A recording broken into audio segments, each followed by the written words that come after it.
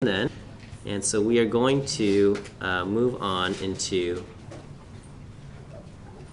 chapter 7. Okay. Now, as we get into chapter 7, we are going to build very heavily off of chapter 6, which was all about the normal distribution. Now, looking at midterm scores and the questions you guys got right and wrong, I know that most of you have a fairly good grasp on the normal distribution, but I would say about 20% of you, which is more than I would like, about 20% of you missed those normal distribution problems. And so if that's you, please make sure you can do the normal distribution problems, because a lot of what we're going to do for the rest of the course depends on your understanding of the normal distribution. Okay? So today we're working in chapter 7. Okay? Let's just do a quick review though. So before we get started in chapter 7, let's just do a quick review, and I'm going to write a problem up on the board. Okay, and we will say a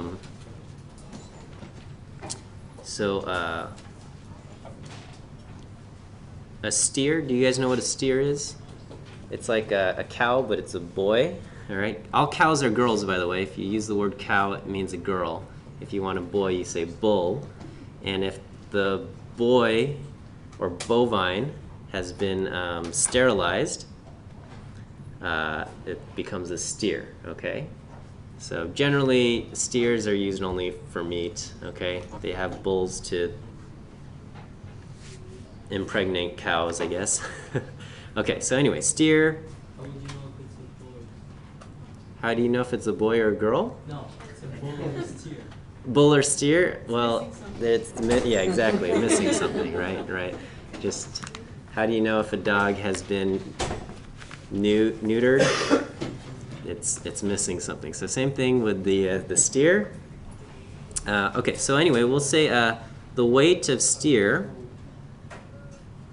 has follows a normal distribution.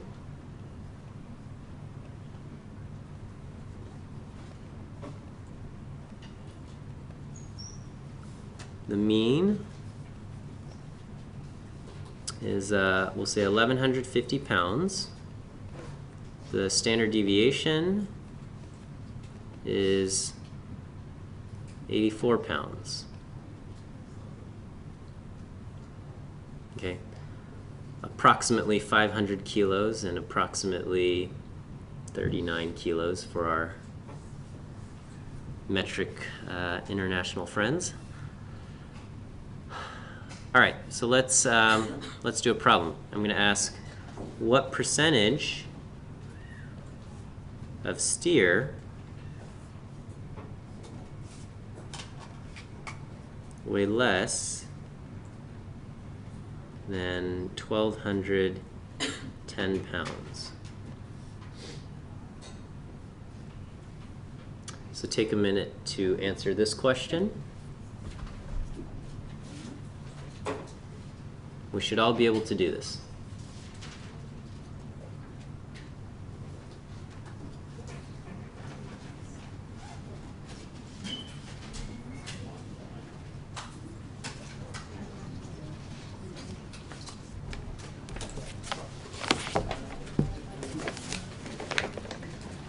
And yes, you will need your reference tables, so you should pull those out.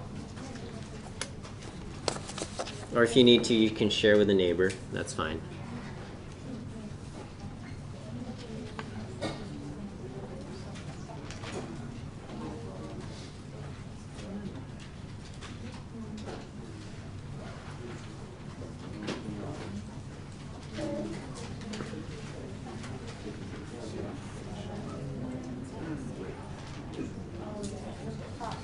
So I'll actually just pause.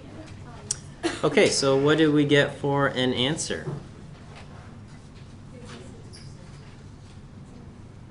I'm getting 76.11%, something like that. Okay, so just quickly, I'm going to work through this. So in the middle, we put 1150, and what I'm asking for is a cutoff at 1210, and I want to know what percentage is less than 1210. So my z is going to be 1210 minus 1150 divided by 84. I get 60 divided by 84, and I get 0.714 something something something. We round to 2 decimal places, and I get 0.71, right? Yes. Okay, and so I look 0.71 in the normal table. So if I go to the normal table, I go to the next page here. Where is that? Okay, and I look up 0.71. This is too much zoomed in. 0.71, and I find 0.7611. Okay, so from the normal table, I have 0.7611, and that is going to be the area to the left, and that is the answer that I'm looking for because it says less than 1210. Now, if it said, what percentage of steer weigh more than 1210, I would do 100% minus 76.11, and I'd get something like 23.89%. Okay? Everybody good? Okay, great.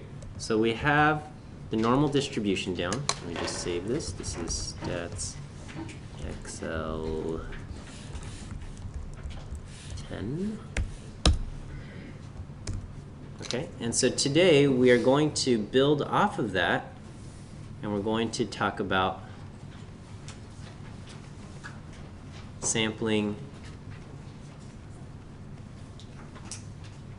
distributions. Okay? So the idea behind a sampling distribution, and let me just look up resource pieces.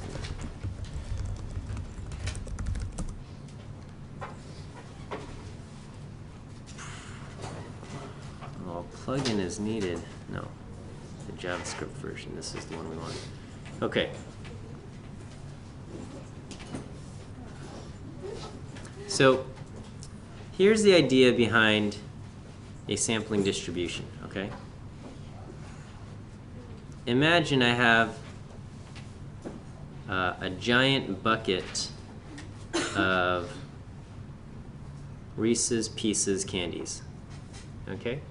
So Reese's Pieces candies, if you're not familiar, they're like M&Ms but peanut butter, and they have 3 colors, and the colors are brown, yellow, and orange, okay? I'm sorry?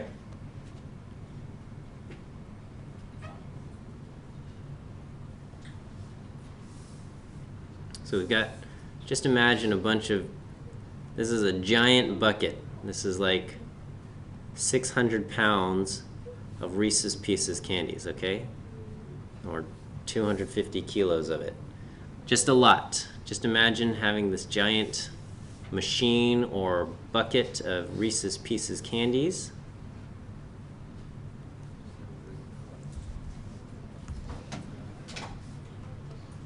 Yes, question? Is this already chapter 7 or? Yeah, this is chapter 7 now, okay? Thank you. Okay, and imagine if you reach into the Reese's Pieces thing, and let's say you have a cup, and this is a special cup that if you fill it up, you're going to get exactly 50 pieces of candy, okay?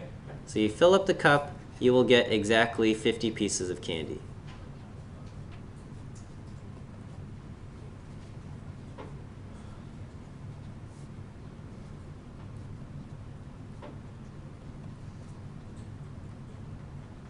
Now, I don't know if such a magical cup exists in the world, but let's just pretend that we have such a thing where you fill up the cup, you scoop up the Reese's Pieces candies, you're going to get exactly 50 pieces in there, okay? So let's say overall we have, I'm going to give you proportions, and let's say 30% of the candies are orange, 30% of the candies are yellow, and 40% of the candies are brown. Okay, and so everything adds up to 100%.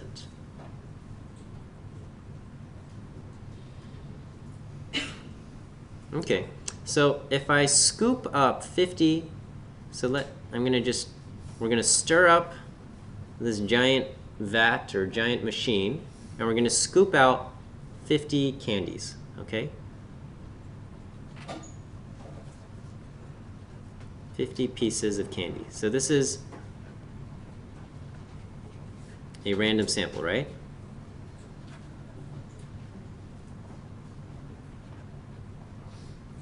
Okay. How many pieces of candy will be orange?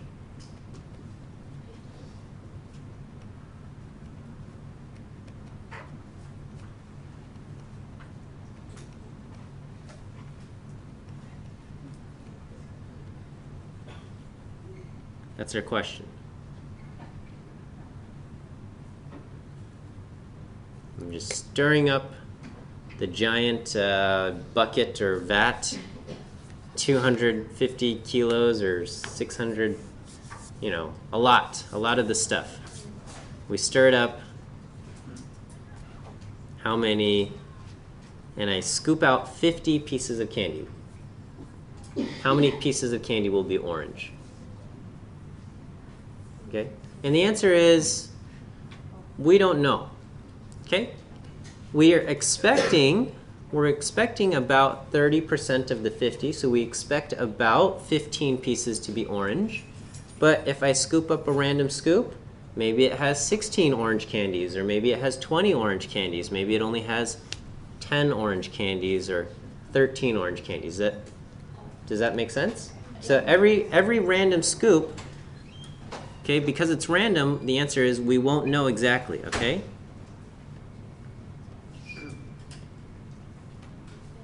Because it is random, we cannot predict exactly how many will be orange.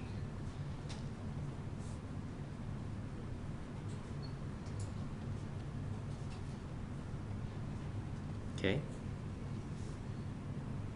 However, so even though we can't predict exactly how many will be orange, however, we expect about 30% of the 50 pieces, so 15, to be orange. Okay, we expect about 15 to be orange. Okay. Would we be surprised if 17 pieces were orange? No, that would not be surprising, okay? So I'm going to just put that over here. You know, if 17 pieces were orange,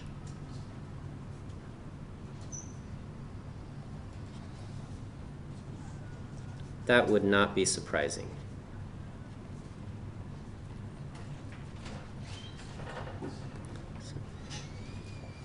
Okay. However, if we scooped out 50 candies and 40 of them turned out to be orange, would that be surprising? Yeah, we would say, oh, I must not have mixed the candies well, or something weird happened, right? Okay. But if 40 pieces were orange,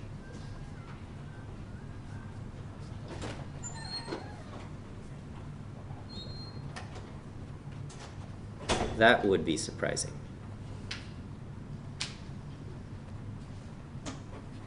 Okay? So intuitively, we already have an idea of about how many candies should be orange. And we're expecting something around 15, maybe a little more, maybe a little less, but something around that much. Okay? And we're expecting that the numbers that are quite different from 15 to be less common. I saw a question over here. Yeah, but the higher the number of the Reese's pieces, let's say we had how many would you say there were, like 100 pounds? I don't know. Yeah. If we had way more, the likelihood of it being closer to 15 would increase as well, wouldn't it? Not necessarily, because we're just taking scoops of 50. Okay. We're just taking scoops of 50, okay?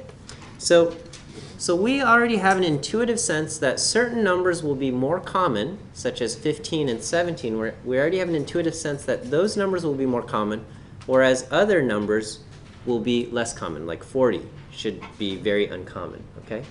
Now, instead of reporting back the counts, we could report back the proportions, okay? So if 15 out of 50 pieces were orange, if we take a scoop and 15 out of 50 were orange, the proportion in our sample would be what? So 15 out of 50 would give a proportion of 0.3, okay? And so to indicate the proportion from a sample, that's a from a sample, we use the symbol p hat, okay? And I know we have like 7 different types of p's that show up in statistics, and I apologize, okay? But whenever you're dealing with probabilities and everything's assigned a probability, you're going to have some kind of p, okay? So here we have a p hat, and that's to indicate the proportion from a sample. Proportion from a sample is p hat. So in this case, p hat would be 15 out of 50, or 0.3. What would p hat be if 17 out of 50 pieces? 0.34, right? So p hat in this case, if 17 out of 50, we would do 17 divided by 50, we would get 0.34. And what would p hat be if 40 out of 50? 0.8, okay? So, so another way I could state this is that we expect, when we take a random sample of 50 candies, we're expecting the p hat, the sample proportion, to be around 0.3. If we get 0.34, we would not be surprised. But if we get 0.8, we would be surprised. Okay? Is everybody okay? Now dealing with proportions rather than the actual pieces of candy. Okay? So we're going to run a computer simulation of this. Okay?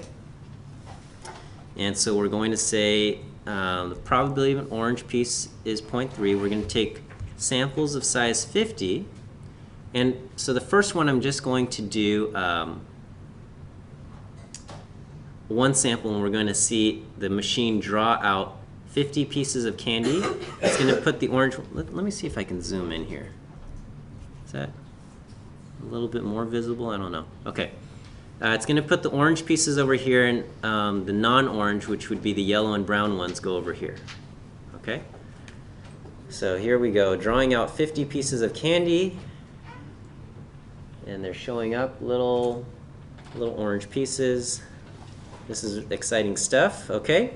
And so if we count them up, the machine pulled out 18 orange pieces, which turns into a p hat of 0.36, okay? That doesn't seem that odd. We're expecting around 30%. It got 36%. Nobody's going to be shocked. And so what we've done is we're then going to produce a dot plot down here, and to symbolize that we got one sample of 0.36, we're going to put a dot down here at 0.36. Can you guys see that one down there? Yeah? Okay. All right, so I'm going to do one more animated sample, just so we can see this thing spinning around, because it's very exciting. Okay, and so in this case, 16 pieces were orange, and so that's 0.32. We put a dot there at 0.32. Okay, is that good?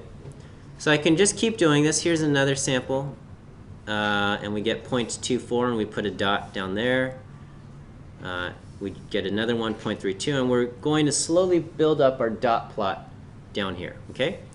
I'm going to do 6 more at a time. It's going to just go through very quickly. Okay, and so after 6 more, we get this. So we have a total of 10 samples. I'm going to do Let's do 100 more samples. Okay, and this is what we see.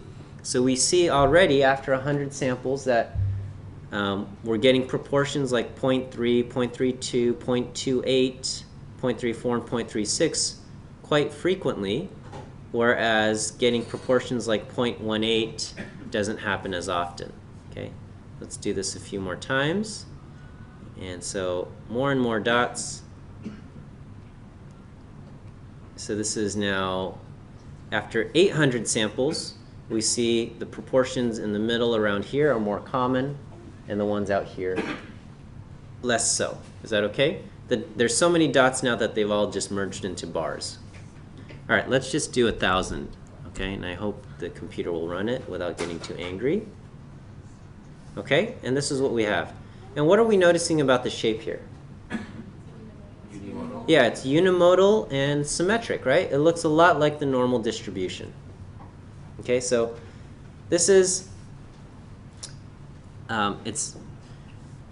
we're looking at the proportion of the different samples, right? So this represents when I draw a sample of 50 candies and I'm counting how many are orange and calculate the percentage that's orange, we see that about we get samples where 30% are orange. That happens quite commonly, but also 28% and 32% orange is also very common, okay? And the ones that are close to 30%, such as 26 and 34 and even 38%, those are all fairly common, but as we go further and further away, such as 48% orange or only 12% orange, those are less common occurrences. Okay, they've happened maybe once or twice after 3,800 samples. Okay, after 3,800 times of doing this, they've happened a few times, but not very often. Okay, and we don't see on here any instances where we got 80% orange. Okay, so this thing here, this is known as a sampling distribution because it's not the distribution of the individual candy pieces. The individual colors have this distribution. This is actually a categorical variable, so we can't really represent this. But this thing represents, if I take samples, how likely am I to get a proportion of 30% orange, or how that's around, or 32% orange or something like that. That's known as a sampling distribution. Okay, so I'm going to make a new slide. Okay, does what we did and how we generated this, does this make sense to everyone? Are there any questions here? Okay. I'm hoping that makes sense. Okay, so we have what we call a sampling distribution.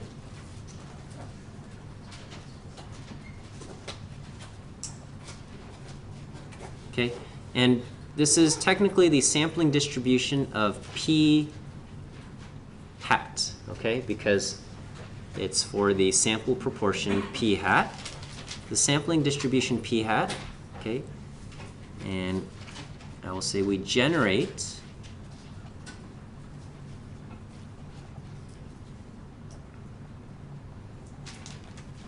the sampling distribution of p hat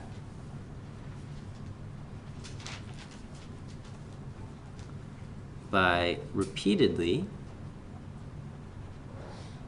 taking samples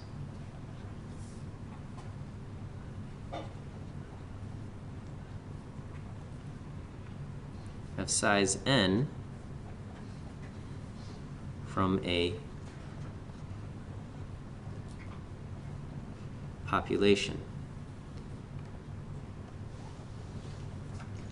Each time we take a sample,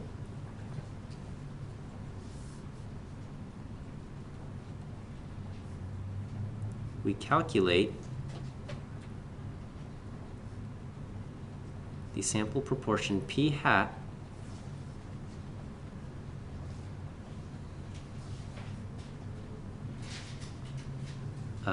you know, those in a sample, of those in the sample,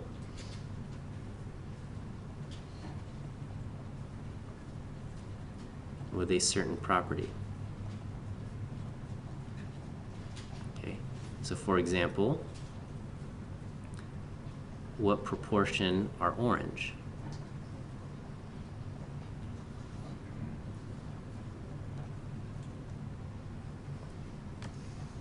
Okay.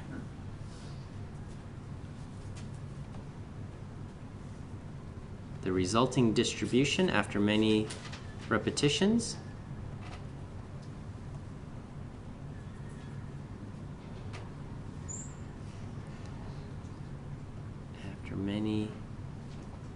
many repetitions is the sampling distribution.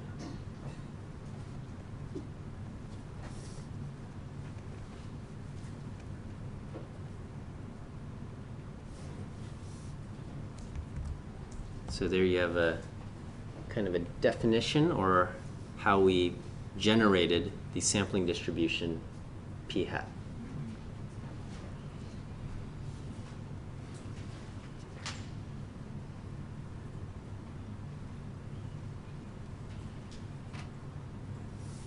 Give you guys a second to write that down. I'll pause our video here also. Okay, so I shall resume the recording now. Okay, so this is the sampling distribution of p hat when we took samples of size 50. The most common value is that our samples have p hats of 0.3, and we see we get a spread, you know, from around 0.12 to around 0.48-ish, okay? That seems to cover almost all of the different p hats we've observed, okay? Whereas, you know, a great majority of them seem to be coming from, you know, 0.2 to 0.4, and, you know, just a few are actually beyond, outside of 0.2 to 0.4 orange. What do you think would happen if instead of samples of size 50, I took samples of size 200? Okay. So if I took samples of size 200, do you think it would be, so let's look at this thing, okay? We're getting the relative height of the bar for 40% orange is right here, okay?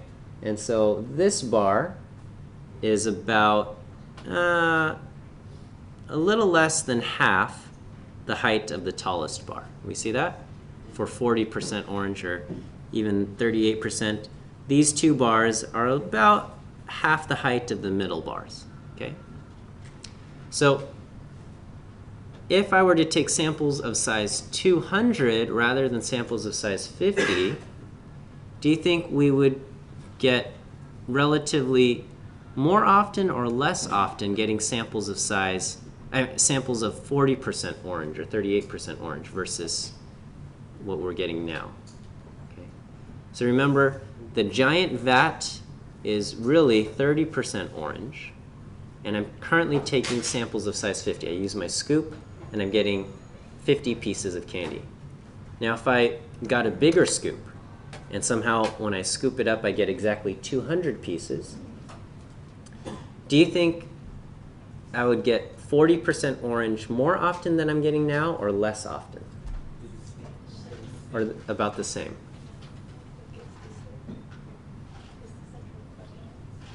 Okay. What do you guys think? We have no idea. Does my question make sense? Yes. Okay. So we're still expecting around 30% orange, okay? But we know that because it's random, sometimes we get 40% orange, okay?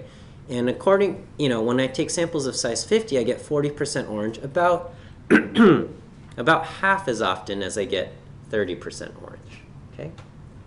Maybe, probably even a little bit less, but about half. Okay, well, let's just see what happens. So I'm going to do samples of size 200, and I'm going to do, we'll just do a whole bunch. I'm going to just generate a whole bunch of samples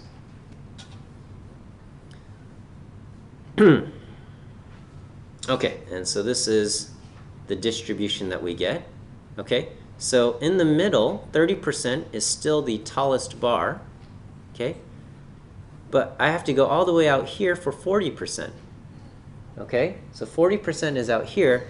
So it seems that it happens almost never. Okay, after 4,000 times, it doesn't seem like we got 40% hardly any times. So whereas when we took samples of size 50, 40% happened quite, not often, but it happened often enough.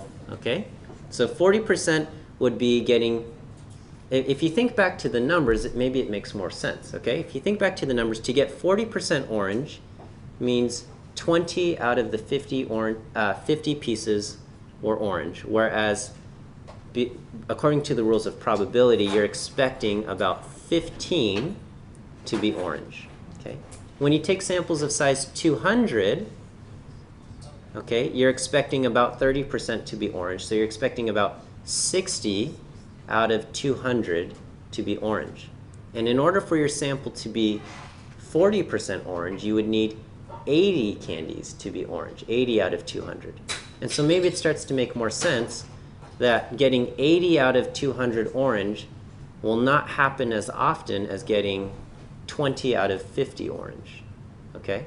In both cases, we're still expecting 15 out of 50 to be orange, most common, and about 60 out of 200 to be orange, also to be most common.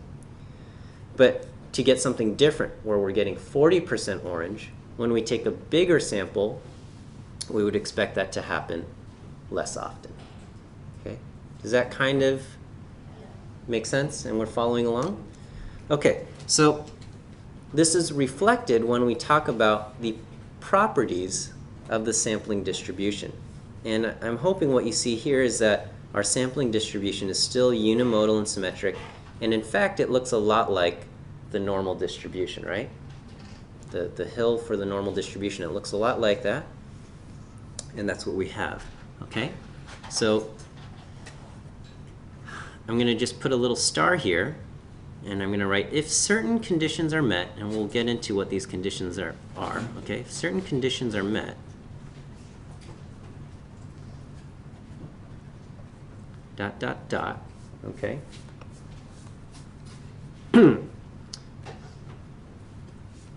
We can expect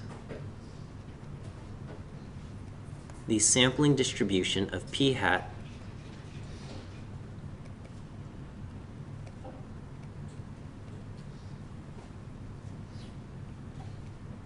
to follow the normal distribution.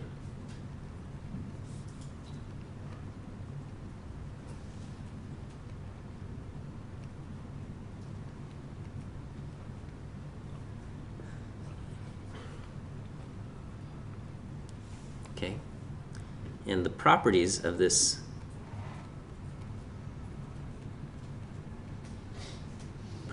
will be, okay, all normal distributions have two defining properties or parameters. What are they?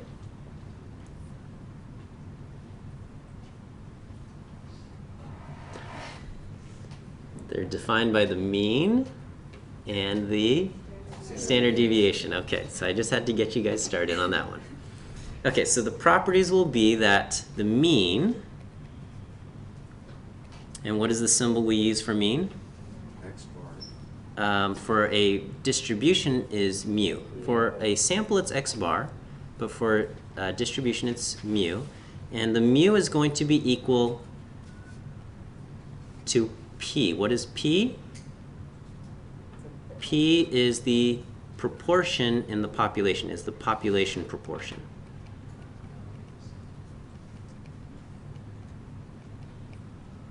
So in the population, in the giant machine, we know that 30% of the candies are orange.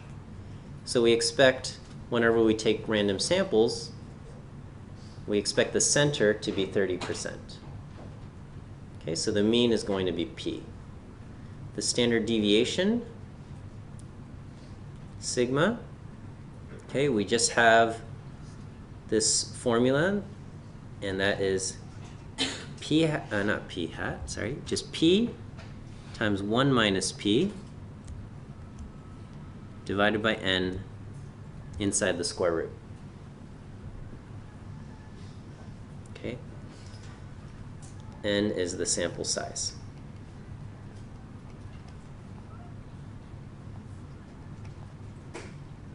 Okay? And don't worry, I just want to point out that n is in the denominator here, and that matches, or it makes sense based on what we saw over here, okay?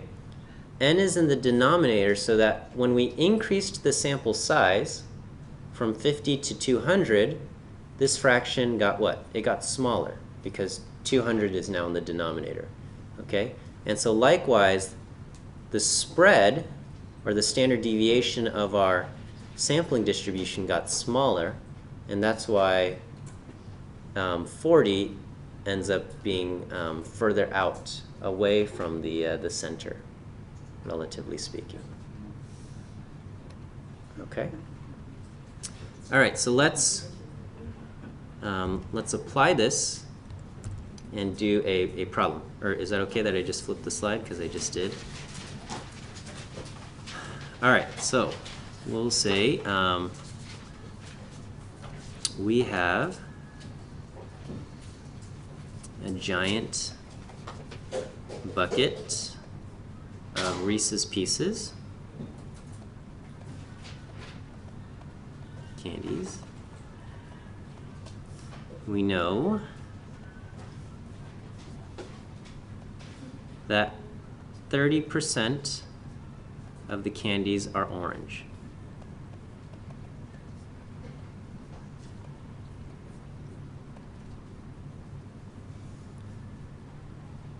If I take a random sample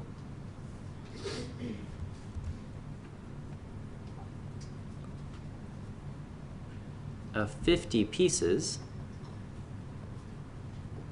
what is the probability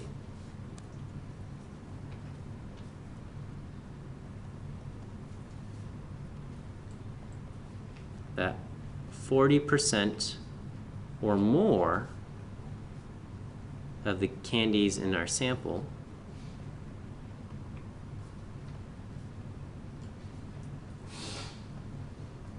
are orange?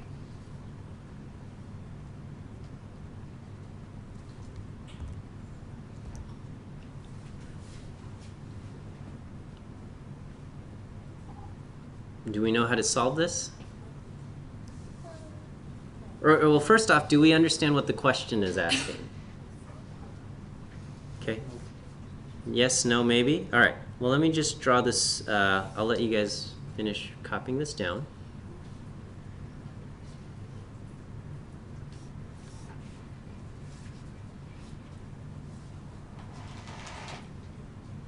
Just no? Not yet? Okay. So we'll just wait until everybody has the... Okay, great. Everyone has the problem copied down. So what we're asking here, okay, we're saying we have the same setup that we have here, okay? 30% of these candies in here are orange. We're going to take samples of size 50, and I'm asking, what is the probability that I get 40% or more of the candies to be orange? Okay, because I'm taking a random sample of 50 candies.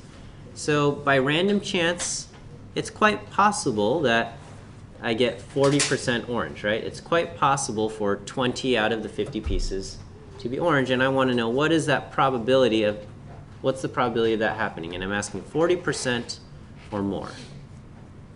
So to answer this, we're going to say, okay, we know that p hat comes from a normal distribution. And what did I say the mean was? The mean is equal to p, and the standard deviation is equal to the square root of p times 1 minus p over n, right? And we're all okay with the shorthand of saying normal distribution with this mean and standard deviation. So what is mean? The mean is mu is equal to p. So what is p in our problem? Oh, you know what? I'm sorry. The colors on my screen are also off again right now. I always forget to. That's better, eh? Wow. Okay. I have Flux running. If you guys know what Flux is, or you don't know what Flux is, I highly recommend it. It's, at night it dims your screen so it doesn't strain your eyes, because at night you're generally under artificial lighting, which is not as bright as the sun, so it dims your screen. It's very great, but then for class presentations it's not so good, and I always forget to disable it. So Is that a R from the screen? is that a, I'm sorry? What sign is that in the screen? What? What's this? This? Yeah. This is a sigma. Okay. A sigma from standard deviation. Okay, so what is the p in our problem? Not 50. P is the population proportion, right? 0.30. Yeah, P is 0.3. It says 30% of the candies are orange. Do you not have That is 0.3, okay? So our mu is equal to P, which is 0.3. Okay, what is N? 50. N is 50, because we're taking samples of size 50, okay? So my standard deviation sigma is going to be equal to the square root of what? P, 0.3, times 1 minus P, so 1 minus 0.3, divided by 50, okay? So we'll do this in our calculator. We'll do 0.3 times parentheses 1 minus 0.3 divided by 50. Okay, can you guys see? For those of you who have this calculator, you can just punch this all in one thing if you use the parentheses. And you hit equals and you get 0.0042. We following along? Okay, we get 0.0042. Then I'm going to hit the square root button and the answer button. And I get and I hit equals. And I get 0.064807. So I'm just going to write 0.0648.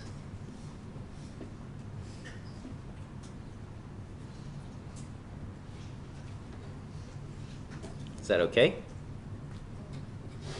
I hope so. Okay, and so now it's basically a normal model problem, or normal probability problem, where I'm going to say, what's the probability of getting 0.4, which is 40%, if my mean is 0.3 and my standard deviation is 0.0648, right? So essentially this is now, what is the probability of getting 0.4 or more from a normal distribution with mu equal to 0.3 and sigma equal to 0.0648. Okay, so you just have this step of turning this kind of setup into a normal problem with mu and sigma.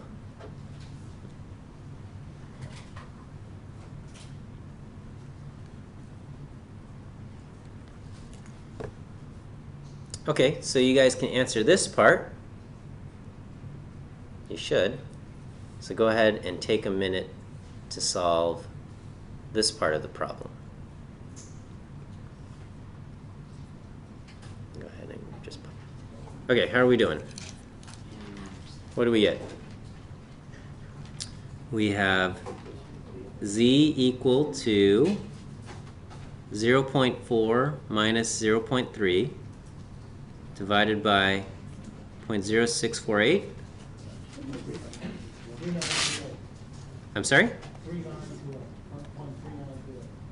I'm getting 1.54. Yeah. Okay, so I get a z-score of 1.54. Okay, and then I look this up in the Z table. 1.54 gives me, which column is this? 0.9382. Okay. The area to the left is equal to 0.9382. So is that my answer? No, because it's asking 40% or more, okay? So this is, don't forget that. So we want the area to the right. So we do 1 minus 0.9382. And I think that's 0.0618.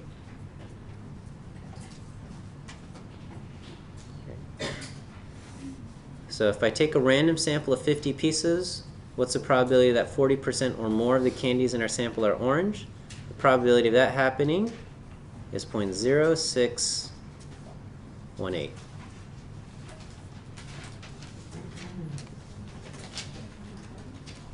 Good? Okay, so let's try answering the same question. Okay, except now we're going to take samples of size 200. So I'm going to just basically copy exactly the same problem here. So here, let me actually, let's see. We want all of this, same stuff. I'm going to move this up here. I'm going to erase this.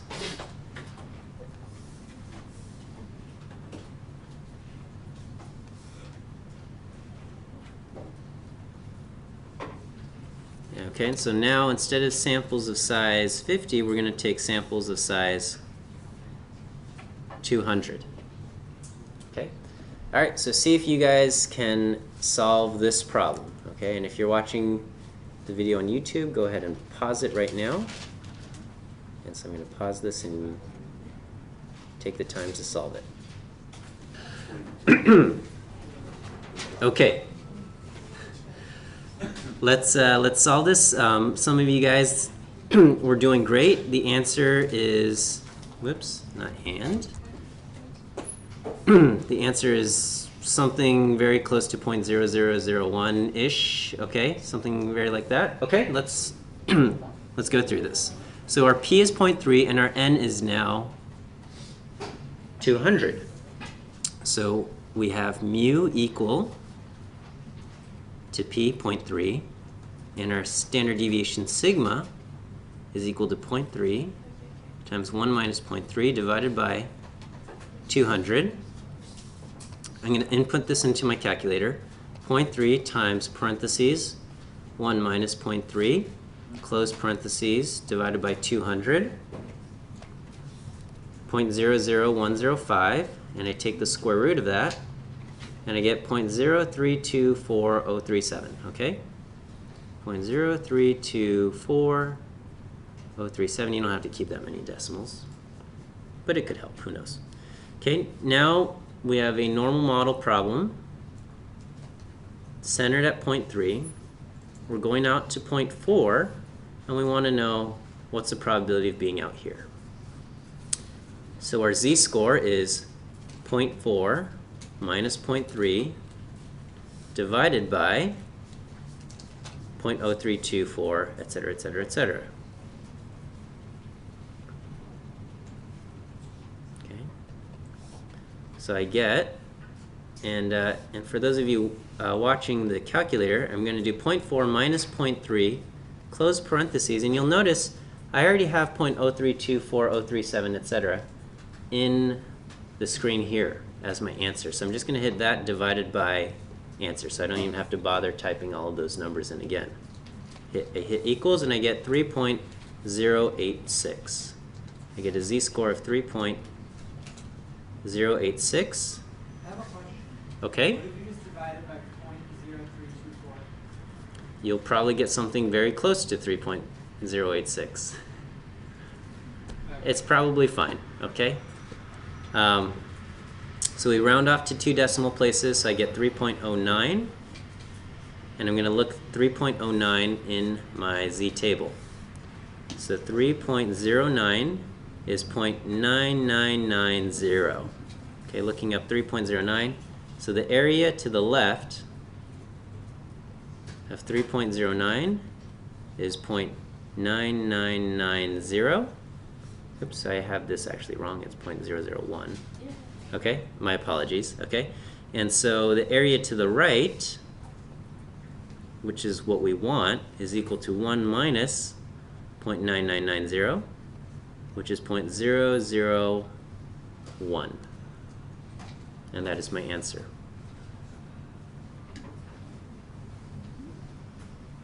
And that's kind of what we saw in our computer simulation, right?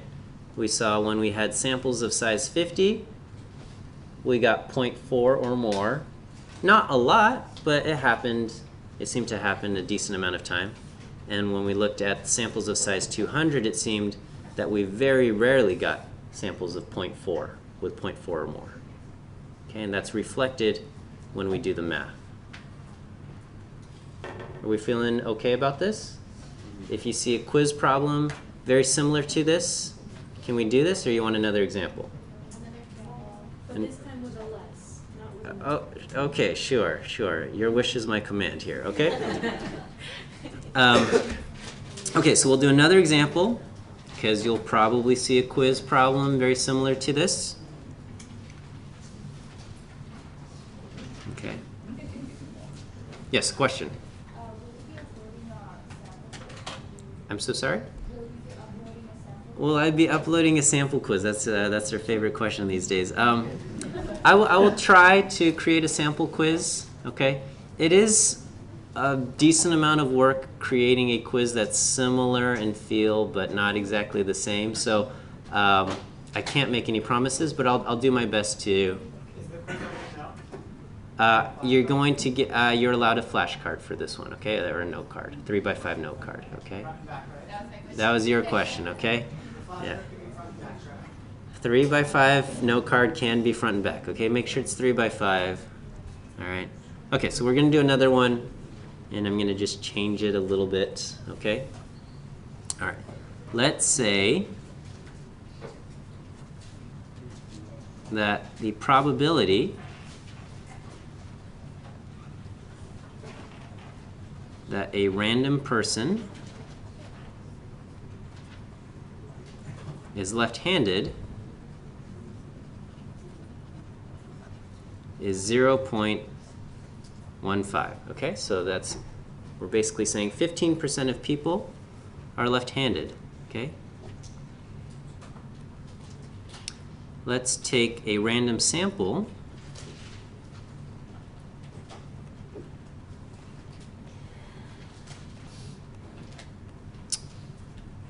of 80 people.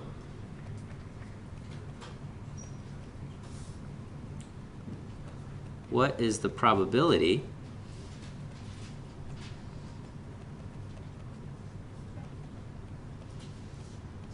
that your random sample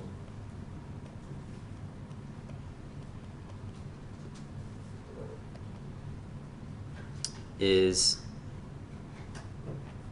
20% or more, or less left-handed? Okay, so that your random sample, I'm going to say, has 20% or fewer left-handed people.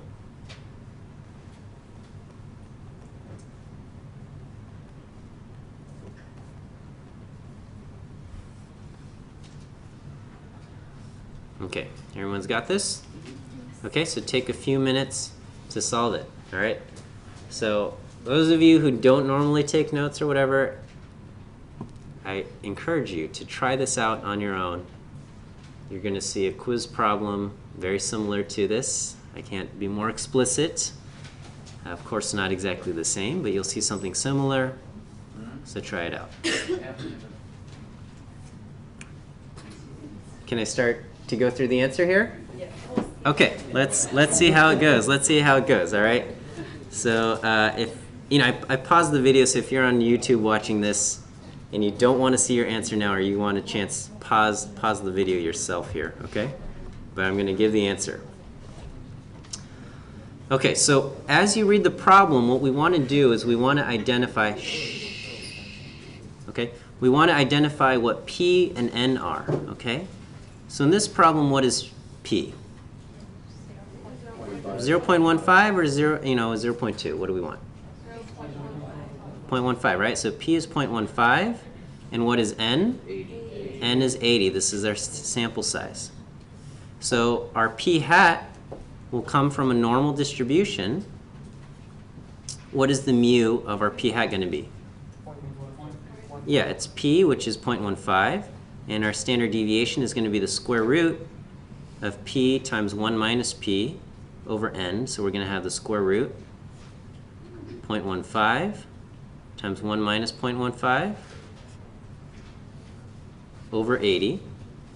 So let's punch that in. 0.15 times parentheses 1 minus 0.15 over 80. So I have this number, and I'm going to take the square root of that, and I get 0.03992.